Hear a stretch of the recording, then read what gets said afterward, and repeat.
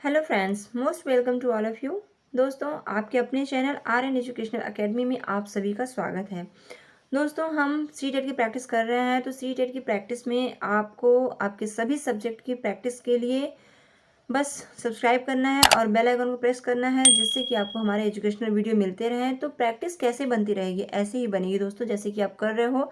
Videos के through आप पूरे 150 क्वेश्चंस को प्रैक्टिस में ला सकते हो। प्रैक्टिस करते रहेंगे तो 150 क्वेश्चंस की प्रैक्टिस अगर आपकी पूरी बनी रहेगी, सभी सब्जेक्ट की pedagogy plus understanding based question, ये सारे अगर आप करते रहेंगे तो आपकी प्रैक्टिस अच्छी हो जाएगी और आपका जो भी टारगेट है 120 प्लस अगर आप सोच कर रखे हैं लाना, तो वो आपके लिए काफ़ी ईजी हो जाएगा। तो अब बचे हुए इन 20 दिनों में आपको प्रैक्टिस ही करनी है। चलिए, इन दिनों में हम प्रैक्टिस करते हैं। कुछ इस तरीके से दोस्तों प्रैक्टिस कीजिए कि आप प्रॉपर टाइमिंग में अपनी प्रैक्टिस को पूरा कर पाएँ, गोलों को भरने के साथ-साथ। तो प्रैक्टिस सेट कीजिए हमारे साथ और साथ ही साथ एक प्रैक्टिस सेट खुद से भी कीजिए, जिसमें कि आप अपने गोलों को भर भी सकें। जैसा कि मैंने अपने टैग वर्ड्स के एक वीडियो में बताया था कि आप किस तरीके से टैग वर्ड्स का यूज़ करेंगे, तो उन टैग वर्ड्स को भी ज़रूर ध्यान दें। और साथ ही साथ उसमें मैंने बताया था कि आप चारों सब्जेक्ट का खुद से एक पेपर पर बना सकते हैं। 4 गोलों को भरने की प्रैक्टिस करने के लिए एक पेज बनाइए, उसका कॉपी करवा लीजिए और जितने प्रैक्टिस सेट कीजिए उसके साथ साथ गोलों को भी भरिए और प्रॉपर टाइमिंग में अपने पूरे क्वेश्चंस को अटेम्प्ट करने की प्रैक्टिस कीजिए। सारे क्वेश्चंस को पढ़ना, उसको 4 ऑप्शंस को समझना और एक सही ऑप्शन पर जा करके गोलों को फिल कर लेना एक समय के अंदर। अगर आपका हो जाता है तो बस यही प्रैक्टिस आपके लिए इंपॉर्टेंट है। और प्रैक्टिस करने के साथ साथ धीरे धीरे आप सी टेट के लैंग्वेज को, सी टेट किस तरीके के क्वेश्चंस को मान्यता देता है, क्या एक्सेप्ट करता है, ये सब भी आप समझ पाएंगे। तो प्रैक्टिस का मतलब यही हुआ है दोस्तों, प्रैक्टिस से आप परफेक्ट बनाएंगे खुद को। तो चलिए हम स्टार्ट करते हैं अपनी वीडियो को। हिंदी को देखेंगे हम। हिंदी का क्वेश्चन दोस्तों आपकी स्क्रीन पर आपको दिख रहा होगा। तो ये हमारा नेक्स्ट वीडियो है हिंदी का, जिसमें कि आपको 30 क्वेश्चंस मिलेंगे। तो चलिए स्टार्ट करते हैं। निम्नलिखित प्रश्नों के उत्तर देने के लिए सबसे उचित विकल्प चुनिए। सबसे बेस्ट ऑप्शन आपको चूज करना है। क्या है यहाँ पे? उपचारात्मक शिक्षण की सफलता निर्भर करती है। उपचारात्मक शिक्षण की सफलता किस पर निर्भर करती है? क्वेश्चन को इस तरह आप बनाएं और 4 ऑप्शन है, तो बताएं किस पर निर्भर करेगी। देखिए, यहाँ पर भाषिक नियमों के ज्ञान पर, समय व अवधि पर, समस्याओं के कारणों की सही पहचान पर और उपचारात्मक शिक्षण की सामग्री पर। देखिए, उपचारात्मक शिक्षण की सफलता डिपेंड करेगी किस पर? जब आप समझ पाओगे कि उपचारात्मक शिक्षण करना है, मतलब प्रॉब्लम कहाँ है, जब ये आप समझ पाओगे तभी। तो ये समझ का अर्थ हुआ कि समस्याओं का पता तो चले, पहले आपको प्रॉब्लम्स पता चलेगी तभी तो आप सोल्यूशन ला पाएंगे। तो समस्याओं के कारणों की सही पहचान पर उपचारात्मक शिक्षण की सफलता डिपेंड करती है। उपचारात्मक शिक्षण आपके लिए इफेक्टिव तभी होगा जब आप समझ पाओगे कि प्रॉब्लम है कहाँ। So your answer that will be C option is right. C option. चलेंगे आगे बढ़ेंगे। नेक्स्ट क्वेश्चन आपका हो जाएगा, भाषा शिक्षण में पाठ्य पुस्तक क्या है? एकमात्र साधन है, साध्य है, साधन है या फिर अनावश्यक है? तो दोस्तों आप जानते हैं अनावश्यक तो नहीं है, साधन है आपके लिए। तो यहाँ पर क्या हो जाएगा? यहाँ पर दोस्तों अगर हम बात करें तो देखिए, भाषा शिक्षण क्या है? साधन है। अब यहाँ पर दिया हुआ है संसाधन है, लेकिन साथ ही साथ दे दिया गया फर्स्ट ऑप्शन में एकमात्र। तो दोस्तों एकमात्र नहीं होगा आपका। भाषा शिक्षण में पाठ्य पुस्तक, पत्रिकाएं और आपके निबंध लेखन हो गया और आपकी साहित्यिक रचनाएं हो गई, ये सारा कुछ क्या है? ये सब कुछ भाषा के शिक्षण में साधन होते हैं। तो आपका सी ऑप्शन राइट हो जाएगा दोस्तों, साधन है। ठीक है, अगले क्वेश्चन पर चलेंगे हम। अगला क्वेश्चन क्या कहता है? हिंदी की कक्षा में प्रायः हिंदीतर भाषी बच्चे हिंदी सीखने में अनेक कठिनाइयों का सामना करते हैं, क्योंकि देखिए, हिंदी की कक्षा में प्रायः हिंदीतर भाषी बच्चों का मतलब क्या हुआ है, क्या है, ये समझना जरूरी है। हिंदीतर भाषी बच्चों का मतलब, हिंदी तर को आप थोड़ा सा विच्छेद कर लीजिए। हिंदी तर का मतलब होगा हिंदी से इतर भाषी बच्चे, वे बच्चे जो हिंदी नहीं जानते हैं, हिंदी नहीं बोल पाते हैं। तो हिंदी तर भाषी बच्चे का मतलब हुआ वे बच्चे जो हिंदी से इतर दूसरी भाषा जानते हैं, उनके लिए कठिनाइयों का सामना करते हुए। क्यों ऐसा करते हैं? ऐसी प्रॉब्लम्स उनको क्यों महसूस होती है? क्या वे मन लगाकर हिंदी नहीं सीखते इसलिए, या फिर हिंदी सीखने में उनकी हिंदी सीखने के प्रति उनमें अरुचि होती है, इंटरेस्ट नहीं है इसलिए, या फिर हिंदी बहुत कठिन भाषा है, या फिर प्रायः हिंदी और उनकी मातृभाषा की संरचना में अंतर होता है। So your answer that will B D option. Answer question के ऑप्शंस पढ़ते पढ़ते ही आप ये समझ जाते हैं कि क्वेश्चन का आंसर क्या होगा। ये होता है प्रैक्टिस। प्रैक्टिस अगर आप किए होते हैं तो 4 ऑप्शन पढ़ते पढ़ते ही आप समझ जाते हैं। देखिए चौथा ऑप्शन यहाँ पे कह रहा है प्रायः हिंदी और उनकी मातृभाषा की संरचना में, हिंदी में और उनकी मातृभाषा जो है, वो हिंदीतर भाषी बच्चे हैं तो उनकी मातृभाषा जो है उसके संरचना में, उनकी बनावट में अंतर है, बहुत ज़्यादा डिफरेंट है, इसलिए उन्हें प्रॉब्लम होती है। तो यही आपका राइट ऑप्शन हो जाएगा, डी ऑप्शन। चलेंगे आगे बढ़ेंगे। अगला क्वेश्चन हो जाएगा दोस्तों, कहानी सुनने से क्या होता है? प्रायः बच्चे प्रसन्न होते हैं, हाँ होते तो हैं, और बच्चे कक्षा में एकाग्रचित्त होकर शांत बैठते हैं, और बच्चे अनुशासित रहते हैं। बच्चों की कल्पना शक्ति व चिंतन शक्ति का विकास होता है। देखिए कहानी सुनने से बच्चे प्रसन्न भी होते हैं, एकाग्रचित्त होकर शांत बैठते भी हैं, अनुशासन भी उस समय बना रहता है, लेकिन सबसे बेस्ट ऑप्शन सीटेड में आपको चूज करना है। So your answer that will B D option, कि बच्चों की कल्पना शक्ति, बच्चे जब कहानी सुनते हैं तो इमेजिनेशन करते हैं। कहानी में जिस तरीके की बात आप कहेंगे, जो भी स्टोरी आप सुनाएंगे, वो बच्चे माइंड में इमेजिनेशन करते हैं, सोचने लगते हैं कि ऐसे ऐसे हुआ होगा, एक छाया चित्र बनने लगती है। तो कल्पना शक्ति का विकास होता है, चिंतन शक्ति का भी विकास होता है। कहीं कोई प्रॉब्लम आ गया, अगर कहानी में ही, स्टोरी में ही कोई सिचुएशन क्रिएट हुई, तो वो सोचेंगे भी कि ये सिचुएशन क्यों आई और इसका क्या सोल्यूशन हो सकता है। तो बच्चों के चिंतन शक्ति का भी विकास होता है। So your answer that will B D option is right. Okay, इसी तरीके से क्वेश्चन के बेस्ट ऑप्शन पर जाएंगे दोस्तों, आपके क्वेश्चन बिल्कुल सही होंगे और आप एक एक करके आपका अपना एक स्कोर खड़ा होगा, जो कि एक बेहतर स्कोर आप कर पाएंगे प्रैक्टिस के थ्रू। तो चलिए अगला क्वेश्चन देखते हैं। बच्चों के लेखन कौशल का मूल्यांकन करने के लिए कौन सी विधि बेहतर हो सकती है? देखिए लेखन कौशल का विकास यदि करना है, कौशल, और इस लेखन कौशल का जो भी विकास हुआ है उसका मूल्यांकन करना है कि विकास कितना हुआ है, कैसे हुआ है, तो इसके मूल्यांकन के लिए क्या होगा? अपने अनुभवों को यदि बच्चे लिखते हैं तो वो ज़्यादा बेहतर है, या श्रुत लेख ज़्यादा बेहतर होगा, या फिर पाठाधारित प्रश्नों के उत्तर लिखना बेहतर होगा, या फिर सुंदर लेख का अभ्यास करना। देखिए दोस्तों, लेखन का जो स्किल है उसको आप आंक रहे हैं, देखना चाहते हैं कि मूल्यांकन कर रहे हैं कि सबसे बेहतर किस तरीके से आप जान पाएंगे कि एक बच्चा सबसे ज़्यादा अच्छा कैसे लिखेगा। देखिए श्रुत लेख में बच्चा सुन करके लिखेगा, पाठ आधारित प्रश्नों का उत्तर भी बच्चा पाठ पर जो आधारित प्रश्न होंगे वो लिखेगा, और सुंदर लेख का अभ्यास भी उसकी राइटिंग को ही दिखाता है, लेकिन अपने अनुभवों को लिखना ये सबसे बेहतर हो जाएगा। Your answer that will B first option. अपने अनुभवों को यदि बच्चा लिखेगा तो वो एक तरीके से सृजनात्मक कौशल का विकास होगा, और उसकी स्किल्स, लेखन क्षमता तो दिखेगी ही दिखेगी। मूल्यांकन के थ्रू आपको उस बच्चे की फीलिंग क्या है, बच्चा किस तरीके से सोचता है, उसकी माइंड का विकास किस स्तर तक हुआ है, ये सब कुछ भी आप सोच पाएंगे, देख पाएंगे और मूल्यांकन कर पाएंगे। तो पहला ऑप्शन आपका राइट हो जाएगा। अगला क्वेश्चन होगा यहाँ पर, बोलना कौशल में महत्वपूर्ण है। बोलना कौशल में क्या महत्वपूर्ण है? तो दोस्तों संदर्भ एवं स्थिति के अनुसार अपनी बात कह सकना, या फिर स्पष्ट और शुद्ध उच्चारण, अलंकारिक भाषा का प्रयोग, या फिर मधुर वाणी। यदि सिर्फ सिंपल वे में अगर कहें कि बोलना क्या है, स्पीकिंग क्या है, तो उसका महत्वपूर्ण कौशल बताना है, तो ये चारों स्किल्स बोलने में आते हैं। संदर्भ और स्थिति के अनुसार अपनी बात को कहना भी है, शुद्ध उच्चारण और स्पष्ट बात भी होनी चाहिए, अलंकारिक भाषा का प्रयोग भी होना चाहिए, वाणी की मधुरता भी एक इंपॉर्टेंट जगह रखता है। लेकिन बोलना कौशल में महत्वपूर्ण है तो चारों ऑप्शन तो ठीक करेंगे नहीं, एक बेस्ट ऑप्शन पे जाना है। So your answer that will B first option. संदर्भ के अकॉर्डिंग बात कहना, कब क्या सिचुएशन है, उस सिचुएशन में किस तरीके की बात को आपको रखना है सामने जो कि प्रभावशाली हो, वो आपका बेहतर होता है। तो पहला ऑप्शन आपका कह रहा है कि संदर्भ और स्थिति, जो आपका टॉपिक हो उस पर, जो स्थिति, जो सिचुएशन हो उसके अकॉर्डिंग आप अपनी बात को कहें, ये ज़्यादा बेहतर होता है। पहला ऑप्शन राइट हो जाएगा दोस्तों। इसी तरीके से हम बेहतर ऑप्शन पर जाएंगे और सही आंसर टिक करेंगे। एक भाषा शिक्षक के रूप में सबसे बड़ी चुनौती है, क्या होगा? एज अ लैंग्वेज टीचर के रूप में सबसे बड़ा क्या होगा, सबसे बड़ी चुनौती क्या होगी आपके लिए? कि बच्चों को भाषा सिखाने के महत्व से परिचित कराना, क्या ये एक चुनौती होगी आपके लिए? या फिर बच्चों की भाषा को संचार साधनों के प्रभाव से मुक्त रखना, क्या ये एक चुनौती है?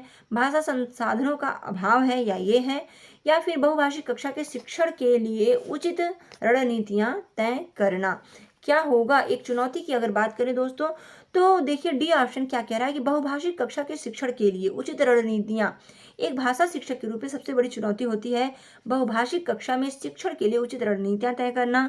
और बहुभाषिक कक्षा तथा अधिगम में एक समृद्धशाली साधन के रूप में ये होता है। समृद्ध जो कक्षा होती है वो समृद्धशाली बहुभाषी कक्षा जो होती है वो समृद्धशाली एक साधन के रूप में होती है। क्यों? जिसकी अधिकतम उपयोगिता होती है दोस्तों एक कुशल शिक्षक की का अधिकतम उपयोगिता में इसको रखना एक कुशल शिक्षक का गुण होता है। बहुभाषी कक्षा की रणनीतियां तय करना, तो सबसे बड़ी चुनौती आपके लिए यही होगी कि यदि कक्षा बहुभाषी है, कई तरह के भाषा बोलने वाले बच्चे हैं, तो उसमें हम कैसी रणनीति बनाएं जिससे कि सभी बच्चे लाभान्वित हों। सो your answer that will B D option is right. कैसा लग रहा है दोस्तों हमारा क्वेश्चन, एक बार कमेंट करके जरूर बताइएगा। अगर अच्छा लग रहा हो तो लाइक कर दीजिए, और ऐसे ही आपके एजुकेशनल वीडियोस पाने के लिए please subscribe and press the bell icon. आगे बढ़ेंगे नेक्स्ट क्वेश्चन के साथ। एक समावेशी कक्षा में कौन सा कथन भाषा शिक्षक के सिद्धांतों के प्रतिकूल है? प्रतिकूल, अनुकूल, ये दो चीजों को आप समझेंगे। विलोम तो आप जानते ही होंगे, हिंदी आप पढ़ भी रहे हैं। तो समावेशी कक्षा क्या है? वो कक्षा जिसमें सभी तरह के बच्चों का समान रूप से सबको लेकर के चला जाए। ऐसी कक्षा के लिए भाषा शिक्षण की यदि बात करें तो भाषा शिक्षण के जो सिद्धांत हैं उसके प्रतिकूल पूछा जा रहा है। तो बच्चे परिवेश से भाषा प्राप्त करने को ग्रहण करते हुए भाषा प्रयोग में नियम बना सकते हैं। भाषा परिवेश में रहकर अर्जित की जाती है, या फिर प्रिंट समृद्ध माहौल भाषा सीखने में सहायक होता है। या फिर चौथा हो जाएगा व्याकरण के नियम सिखाने से बच्चों का भाषा विकास शीघ्रता से होगा। क्या हो जाएगा यहाँ पर? देखिए यहाँ पर होगा आपका डी ऑप्शन सही हो जाएगा, क्योंकि डी ऑप्शन में क्या रहा है कि देखिए व्याकरण के नियम सिखाना, बच्चों को व्याकरण के नियम सिखाना। आप देखेंगे एक शब्द प्रतिकूल परिस्थितियां पूछी गई है, अनुकूल नहीं, प्रतिकूल, मतलब एक तरीके से आपको अपोजिट आंसर देना है। भाषा शिक्षण के सिद्धांतों के प्रतिकूल है। देखिए भाषा शिक्षण के सिद्धांत के अनुकूल अगर पूछे तो ए, बी और सी अनुकूल हो जाएगा। प्रिंट समृद्ध माहौल, भाषा परिवेश में रहकर अर्जित करना, और परिवेश से प्राप्त भाषा को ग्रहण करते हुए भाषा का प्रयोग, ये सभी हो जाएंगे आपके पॉजिटिविटी लिए हुए हैं, अनुकूल हो जाएंगे। लेकिन प्रतिकूल मतलब जस्ट अपोजिट पूछा है, तो व्याकरण के नियम सिखाने से बच्चों का भाषा विकास शीघ्रता से होता है, ऐसा कुछ नहीं है। भाषा विकास यदि बात करें तो परिवेश में रहकर बच्चों का भाषा विकास शीघ्रता से होता है। अपने परिवेश में बच्चे देखते, सुनते और सीखते हुए ज्यादा सीखते हैं। तो आपका राइट ऑप्शन हो जाएगा यहाँ पे डी ऑप्शन।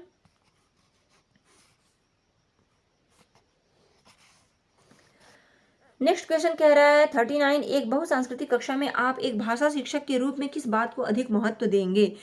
बहुसांस्कृतिक कक्षा का अर्थ ही हो गया ऐसी कक्षा जिसमें अलग अलग संस्कृति के बच्चे हैं, और इसमें आप भाषा शिक्षक के रूप में आप एक टीचर हैं, एज ए टीचर, वो भी हिंदी के टीचर हैं, तो किस बात को सबसे ज़्यादा इंपॉर्टेंस आप देंगे? क्या होगा? देखिए, क्या आप पाठ्यपुस्तक के प्रत्येक पाठ को भली भांति समझाने पर ज़्यादा ध्यान देंगे, फोकस करेंगे, या फिर बच्चों को व्याकरण सिखाने पे ज़्यादा फोकस करेंगे, या स्वयं शुद्ध भाषा का प्रयोग करने पर फोकस करेंगे, या फिर बच्चों को भाषा प्रयोग के अधिक से अधिक अवसर देने पर फोकस करेंगे? देखिए, अवसर देना, टैग वर्ड के अकॉर्डिंग बात करें दोस्तों, तो अवसर देना आपके लिए आपके लिए सबसे बेस्ट ऑप्शन हो जाता है।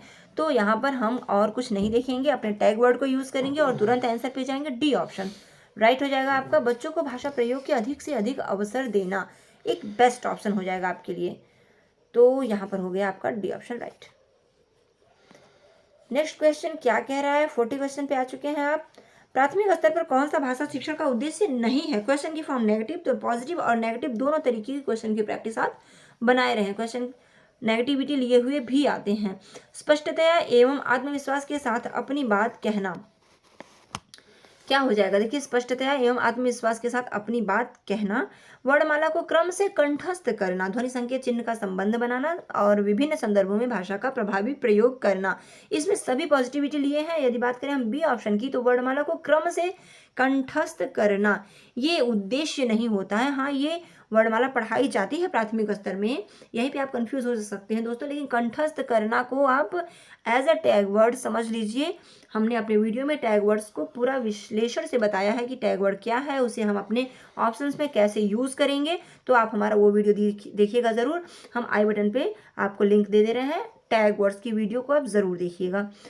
तो वहाँ से देखिए आपको ये क्वेश्चन में आपको आसानी होगी कि वर्णमाला को क्रम से कंठस्थ करना। वर्णमाला क्रम से याद होना चाहिए, लेकिन वो हम पढ़ते पढ़ते ही बच्चे सीख जाते हैं। क्रम से कंठस्थ करना ही एक रटी रटाई चीज़ है।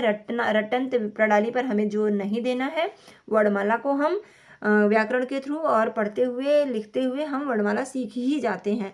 कंठस्थ करना जरूरी नहीं है। तो कंठस्थ करना आ गया तो यही नेगेटिविटी लिए है।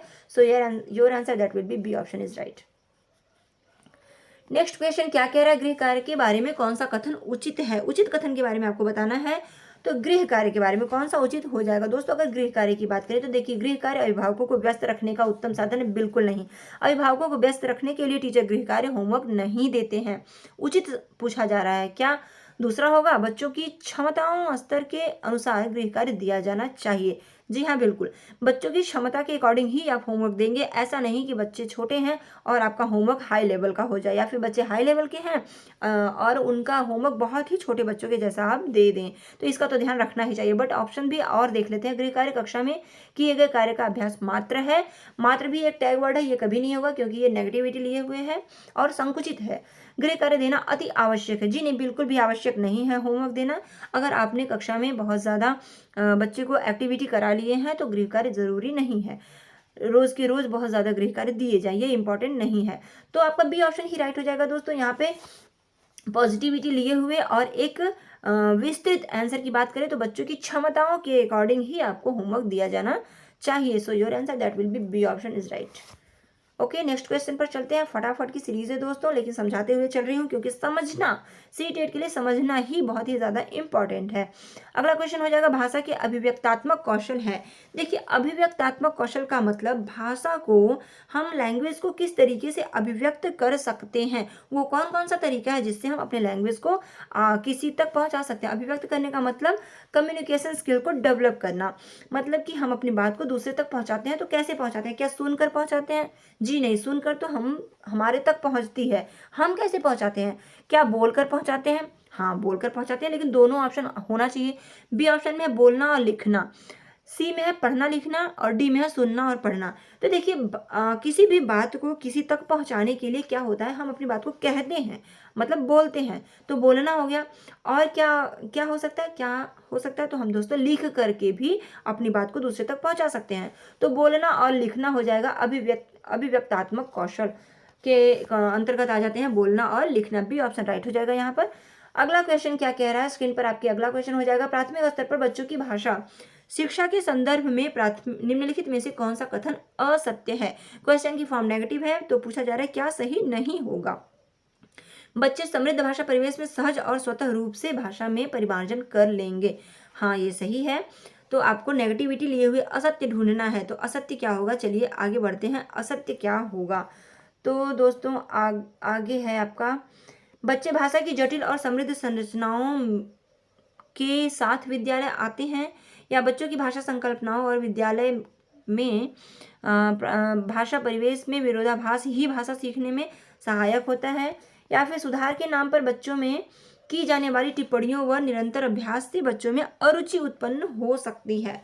यहाँ पे दोस्तों हो जाएगा, प्राथमिक स्तर पर अगर बच्चों की भाषा शिक्षा के संदर्भ में बातों को समझना आवश्यक होता है। क्या, देखिए, बच्चे समृद्ध भाषा परिवेश में सहज और स्वतः रूप से भाषा में परिमार्जन कर लेते हैं, ये भी सही है।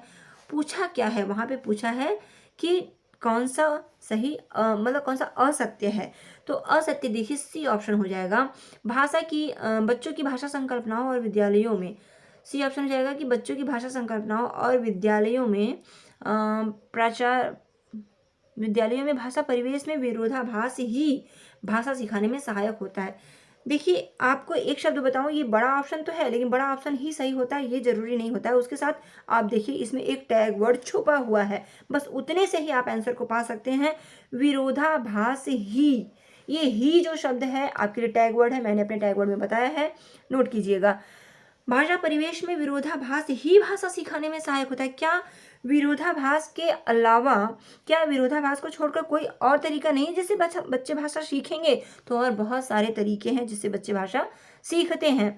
तो ये आपका असत्य हो जाएगा, ये संकुचित आंसर लिए हुए है, बल्कि आपका ए, बी और डी ऑप्शन जो है कि सुधार के नाम पर की जाने वाली टिप्पणियां और निरंतर अभ्यास से बच्चों में अरुचि उत्पन्न हो सकती है, ये भी सही है। असत्य कथन की बात करें अगर तो आपका सी ऑप्शन हो जाएगा असत्य कथन। आगे बढ़ेंगे दोस्तों, भाषा कौशल के संदर्भ में कौन सा कथन उचित है। उचित कथन की बात यहाँ पे की जा रही है, तो कौन सा कथन उचित है यहाँ पे भाषा कौशल के भाषा कौशल के संदर्भ में कौन सा कथन उचित है। विद्यालय में केवल पढ़ना लिखना, केवल आ गया एक टैग वर्ड जो कि बहुत ही ज़्यादा अपने आप में मजबूत है। केवल शब्द जहाँ आए आप वहाँ पे समझ जाए बिल्कुल नेगेटिविटी लिया है, केवल सिर्फ मात्र ये होगा ही नहीं। तो दूसरे ऑप्शन में चलते हैं, बच्चे केवल सुनना, ये भी नहीं होगा। तीसरे ऑप्शन में चलते हैं, भाषा के चारों कौशल परस्पर अंतर संबंधित हैं। जी हाँ, आपका यही ऑप्शन सही हो जाएगा। डी भी देख लेते हैं, भाषा कौशल के विकास में अभ्यास की अपेक्षा नियमों का ज्ञान जरूरी है। देखिए इसमें केवल मात्र सिर्फ तो नहीं दिया हुआ है, लेकिन चौथा ऑप्शन जो कह रहा है वो कह रहा है कि भाषा कौशल के विकास के लिए अभ्यास की अपेक्षा, मतलब अभ्यास ना भी किया जाए तो नियमों का ज्ञान जरूरी है। तो ये गलत है दोस्तों, प्रैक्टिस इंपॉर्टेंट होती है, नियमों के ज्ञान के साथ साथ प्रैक्टिस करना जरूरी है। तो अभ्यास की अपेक्षा हम नहीं करेंगे। तो यहाँ पर पहला और दूसरा ऑप्शन तो केवल लिख देने से नेगेटिविटी लिए हो गया, ये तो कठी हो गया, तो ये दोनों तो होगा नहीं। अब आपका डी ऑप्शन जो है ये भी कह रहा है अभ्यास की अपेक्षा, तो ये भी कट हो गया, आपका राइट ऑप्शन हो जाता है सी ऑप्शन, भाषा के चारों कौशल सुबोपली कहते हैं हम, सुनना बोलना पढ़ना लिखना, ये अंतर संबंधित है, ये चारों एक दूसरे में एक दूसरे से रिलेटेड हैं, एक दूसरे में गुथे हुए हैं। सुनते हैं हम तो बोलने की क्रिया होती है, पढ़ते हैं लिखते हैं, ये सब पढ़ना लिखना सुनना बोलना एक दूसरे से संबंधित है। चलिए सी ऑप्शन यहाँ पे राइट हुआ। अगला क्वेश्चन क्या कह रहा है, पाठ में दिए गए चित्रों का क्या उद्देश्य होता है। पाठ में कुछ इमेज है, कुछ चित्र दिए गए हैं, तो उसका क्या किस पर्पज से ये चित्र दिए गए होते हैं, ये यहाँ पर पूछा जा रहा है। तो दोस्तों यहाँ पर देखिए, चित्रों से पाठ्य पुस्तक आकर्षक बनता है, क्या आकर्षक बनाने के लिए होता है, या फिर चित्र पाठ की शोभा बढ़ाते हैं, या फिर पाठ्य पुस्तक में चित्र देने का प्रचलन है, या फिर चित्र अमूर्त संकल्पनाओं को समझने में सहायता करते हैं। दोस्तों बिल्कुल इजी ही है। चित्र क्या है, चित्र जो हम पढ़ करके नहीं समझ पाते, बहुत सारी चीजें चित्र को बस देख करके ही समझ में आ जाती हैं। तो यहाँ पे अगर हम कहें कि डी ऑप्शन सही होगा, तो बिल्कुल डी ऑप्शन सही होगा कि अमूर्त संकल्पनाएं जो है, ऐसी संकल्पना जो हम पढ़कर नहीं समझ पा रहे हैं, वो अमूर्त संकल्पनाओं को समझाने के लिए चित्र जो है वो बहुत ही ज्यादा सहायक होता है। So your answer that will B D option, right answer हो जाएगा आपका डी ऑप्शन। चलेंगे और आगे बढ़ेंगे। नेक्स्ट क्वेश्चन में क्या है दोस्तों आपके लिए, नेक्स्ट क्वेश्चन में यहाँ पर है कुछ लाइन की पंक्तियां। कविता की पंक्तियां निम्नलिखित प्रश्नों में सबसे उचित विकल्प चुनिए। कविता की कुछ पंक्तियां हैं जिसमें आपको सबसे उचित विकल्प चुनना है। चलिए कविता को पढ़ते हैं और इसी कविता से आपको कुछ क्वेश्चन करने होंगे।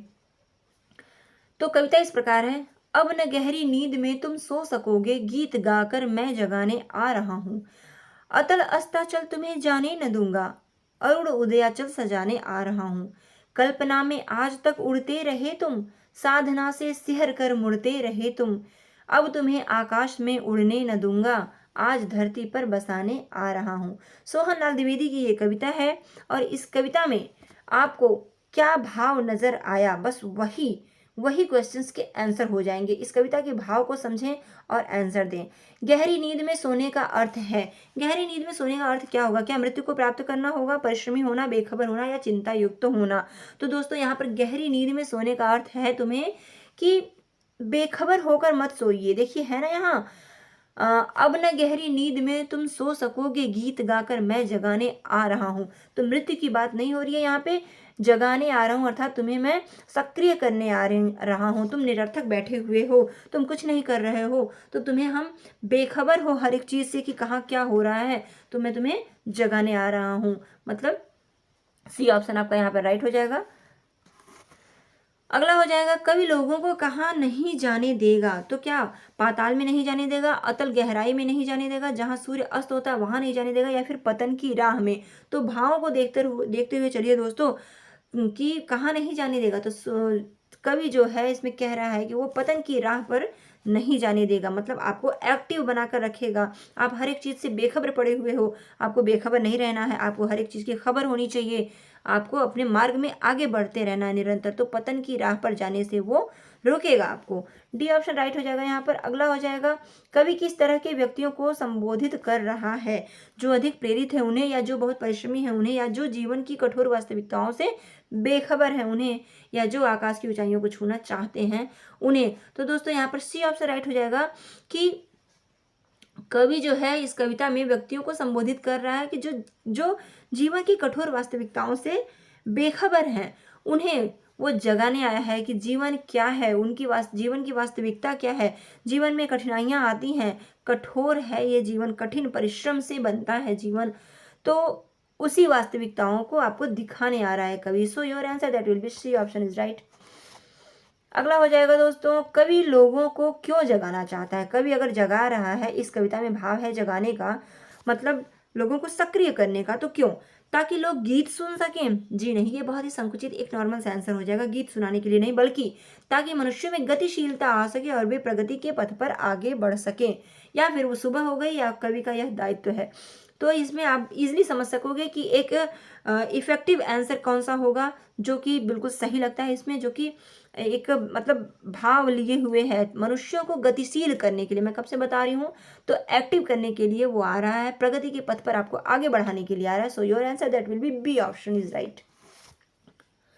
नेक्स्ट क्वेश्चन है, अतल अस्ताचल तुम्हें जाने न दूंगा, पंक्ति में कौन सा अलंकार है? तो दोस्तों अतल अस्ताचल में आपका अनुप्रास अलंकार हो जाएगा। अतल अस्ताचल, देखिए एक ही शब्द की आवृत्ति बार बार हुई है, तो यहाँ पे अतल अस्ताचल तुम्हें जाने न दूंगा, ये हो गया आपका अनुप्रास अलंकार। डी ऑप्शन राइट हो जाएगा।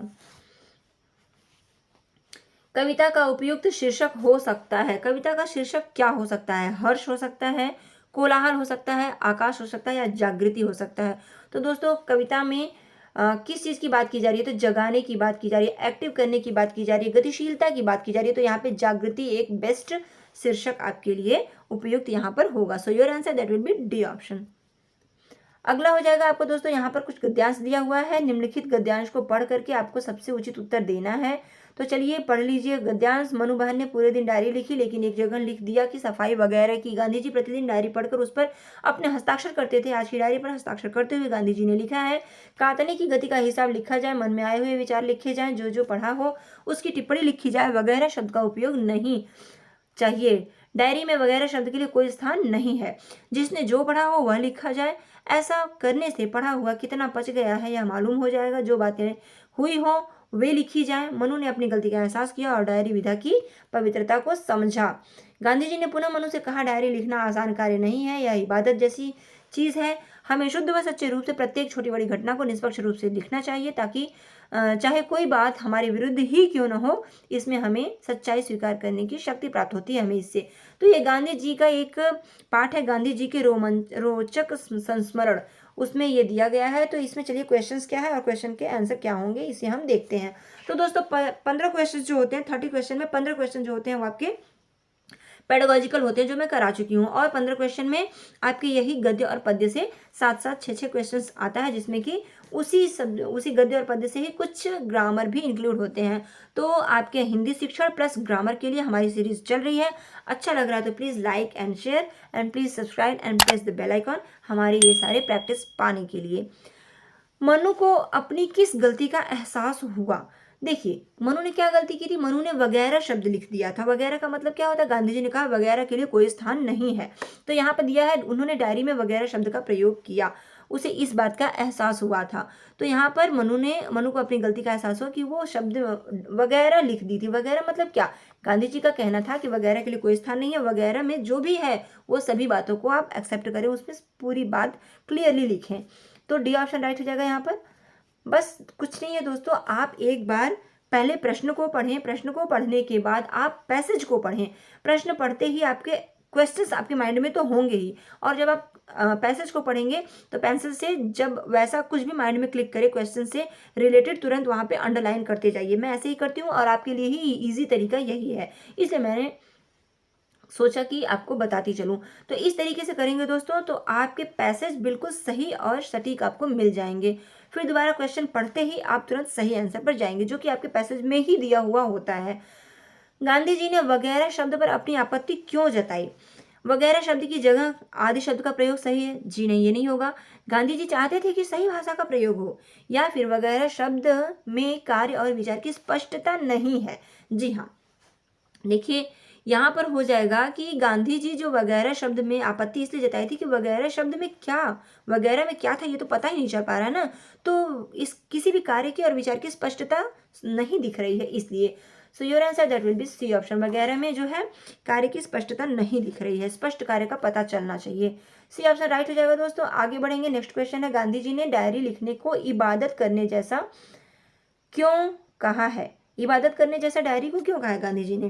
देखिए उसमें जो क्या होता है कि हमने कुछ भी गलत या सही कुछ भी किया है उसको एक्सेप्ट करने की, उसको स्वीकार करने की शक्ति मजबूत हो जाती है हमें। तो यहाँ पर क्या होगा, ऑप्शन है यहाँ पे दोनों में समय लगता है, इसलिए जी नहीं, ये नहीं होगा। दोनों कार्य हमारे कर्तव्यों में शामिल हैं, या दोनों कार्य रोज किए जाते हैं इसलिए, या फिर दोनों में सच्चाई और ईमानदारी है। देखिए किसी भी चीज को, चाहे हमने गलती भी किया है, हमारे विरुद्ध ही है, तो क्या हम उसे डायरी में इंक्लूड करें? तो उसे हम क्या करें, अगर इंक्लूड कर रहे हैं तो वो हमारी ईमानदारी और सच्चाई को दर्शाता है। So your answer that will B D option is right. ईमानदारी और सच्चाई यहाँ पे दिखाने के लिए ही गांधी जी ने डायरी लिखने को इम्पोर्टेंट किया। उनके लिए था ये एक इबादत जैसा, पूजा करने जैसा। डायरी लिखना इसलिए महत्वपूर्ण है क्योंकि, डायरी लिखना इंपॉर्टेंट क्यों है गांधी जी के अकॉर्डिंग ही आपको बताना है। इसमें व्यक्ति स्वयं का विश्लेषण करता है और मूल्यांकन भी करता है इसलिए, या इससे व्यक्ति पूरे दिन किए गए जमा खर्च का हिसाब किताब रख सकता है इसलिए, या गांधी जी इसे महत्वपूर्ण मानते हैं इसलिए, या इससे व्यक्ति का समय अच्छा गुजर जाता है इसलिए। देखिए समय गुजारने के लिए गांधी जी ने डायरी लिखने के लिए नहीं कहा, बल्कि स्वयं का विश्लेषण होता है और मूल्यांकन होता है कि मैंने क्या किया, कैसे किया, और किया भी तो क्या वो उचित था या अनुचित था, उसे स्वीकार करने की क्षमता, शक्ति पैदा हो जाती है। तो आपका पहला ही ऑप्शन राइट हो जाएगा दोस्तों, first option is right. Next question है, गांधी जी प्रतिदिन डायरी पढ़कर क्या करते थे? वो डायरी जब पढ़ते थे तो क्यों पढ़ते थे, क्या करते थे डायरी पढ़ने के बाद? यहाँ पर दोस्तों हो जाएगा आपका हस्ताक्षर करते थे क्योंकि यह नियम था। जी नहीं, नियम का पालन करने के लिए सिर्फ डायरी पढ़ना उनका नहीं था नियम, लोगों को उनकी गलती का एहसास कराते थे, और ये भी नहीं है, और डायरी पर हस्ताक्षर करते थे और यह देखते थे कि व्यक्ति अपने कार्य और विचार में किस दिशा में जा रहा है। जी हाँ, देखिए हस्ताक्षर तो करते थे, लेकिन सिर्फ हस्ताक्षर करना ही इंपॉर्टेंट नहीं है, उसके आगे जो दिया है बात वो इंपॉर्टेंट है कि व्यक्ति जो कार्य करते थे और वो किस विचारधारा से करते थे, वो किस दिशा में जा रहे हैं, उचित अनुचित सही गलत, वो सब कुछ उसमें देखते थे, उन्हें उसका पता चल पाता था। ठीक है, राइट ऑप्शन यहाँ पे सी ऑप्शन हो जाएगा।